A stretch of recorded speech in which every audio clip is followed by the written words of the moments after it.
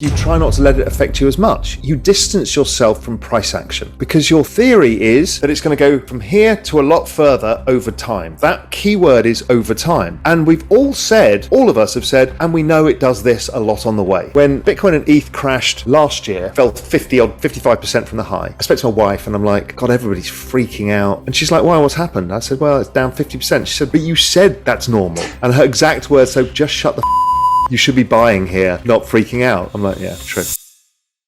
Prices rising, inflation, is evil for our savings because the dollar in your bank account is worth less in a year's time. It's currently worth 8% less, which is quite a lot. And so it's this weird situation where we have to take the pain. We're told we can't buy as much and we're forced into it by rising our mortgage costs and our food costs and all of this stuff. And eventually things will slow down. People will be put out of jobs a bit, that kind of stuff. And then the overall demand in the economy comes down and prices come down. So we're all collectively taking the pain for this inflation that was created out of a whole bunch of different things, from the pandemic through to supply chain issues, through to underinvestment in commodities, through to the shift to green energy. All of these things have created this moment in time, which is tricky. And if we relate it to, for example, the crypto market, so why did crypto stop going up? Well, it was macroeconomic factors, and people are like, well, what's that got to do with crypto? Well, really simple is it's a retail-based market, and about sometime last year, prices started to rise, and so people could afford to dollar cost average less. So then there's less demand for crypto, and the price of crypto falls. It's as simple as that. So the Fed can engineer it by trying to raise interest rates, and it filters through to our mortgages and other stuff. Or the market kind of clears of its own accord, where prices get too much, people stop buying stuff, prices fall back again.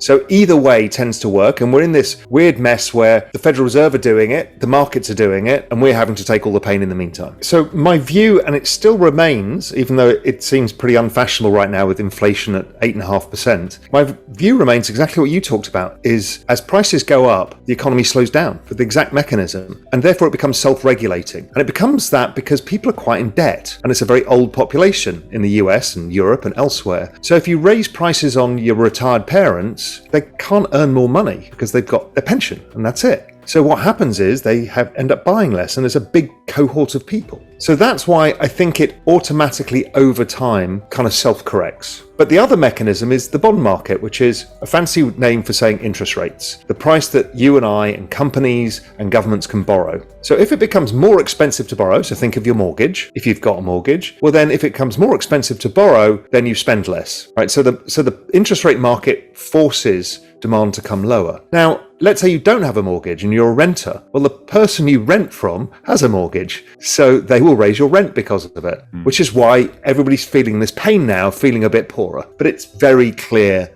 that this is basically monetary debasement. What monetary debasement means for anybody who doesn't understand is let's say you're thirsty, Tom. I sell you a bottle of water. You want to buy it because you're thirsty, so I can charge you $5 for it. Then let's say I say, well, you can't buy one bottle of water. No, there's only one bottle of water around. If I say, look, I've got 20 bottles of water, well, it's not that panicky to get that one bottle. So it might clear at $3 for that bottle of water. Now, if I've got 1 million bottles of water, water's worthless, right? So the more you create of something, the less value it has. So if there's one Picasso, it's worth a fortune. If Picasso had made 5,000 of exactly the same painting, they're worth less. So we see that with, for example, one-on-ones of Warhol versus Warhol's factory where he produced very similar pieces. They're worth less than the others. We see it in the NFT world as well. So scarcity versus abundance. So what you do when you print more money means there's more money around. So it lowers the value of the money. So that's debasing currency. So this is why they can't let the system go bust, because now there's so much leverage that everything goes. And we saw this in Argentina,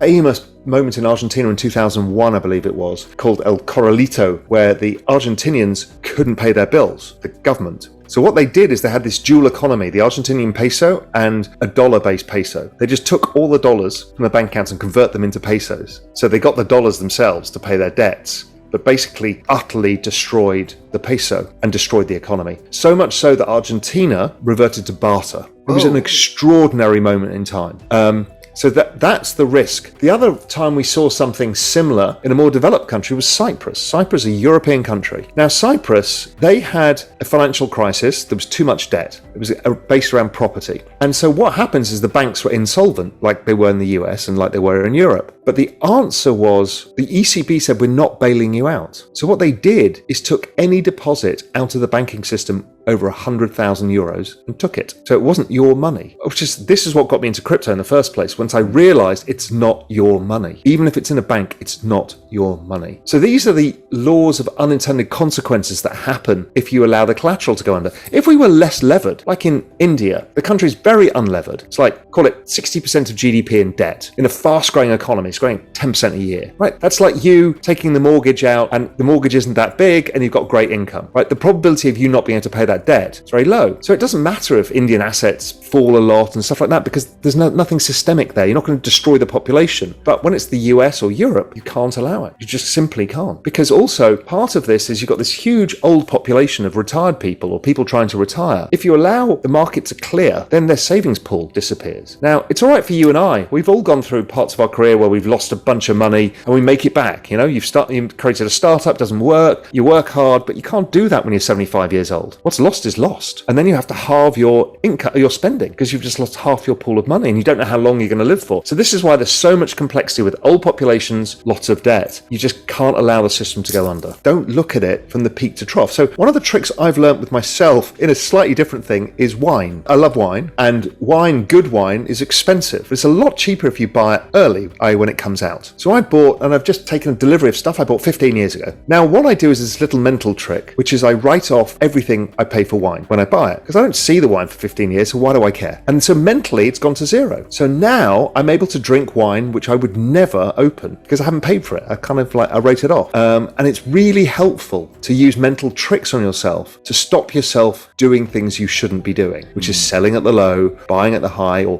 buying a bunch of wine and then not being able to drink it. And you actually buy it to drink it. I don't sell wine, but if I did, I would have just sold all my wine. I've never have tasted amazing wines. It's these mental tricks we have to play. Well, they obviously do affect you. You try not to let it affect you as much. You distance yourself from price action because your theory is that it's going to go from here to a lot further over time. That keyword is over time. And we've all of us have said, and we know it does this a lot on the way. So then if you know that it's a known, why the hell when it happens do people forget? It's so funny when Bitcoin and ETH crashed last year, fell 55% from the high. I spoke to my wife and I'm like, God, everybody's freaking out. And she's like, why, what's happened? I said, well, it's down 50%. She said, but you said that's normal. And her exact words, so just shut the you should be buying here, not freaking out. I'm like, yeah, true. You have to remind yourself. Yeah, like this is a two-part process if you want to succeed. So going back to answering the fundamental question that we're here to answer, how do you thrive in a time like this? So one, you have to have the understanding of the market, the macro trends, all of that to know what to buy. And then you have to have the psychological resilience that even though you feel it, to your point, like I feel that we're down and it does not feel good, but it hasn't changed my behavior. And so because the thesis is still intact. Yes, and so let's look at other opportunities. So maybe not everybody likes crypto. Another thing that is patently obvious is technology is not going away. Now, it's not easy to pick the right technology stocks, much like it's difficult to pick the right NFTs or tokens unless you really know what you're doing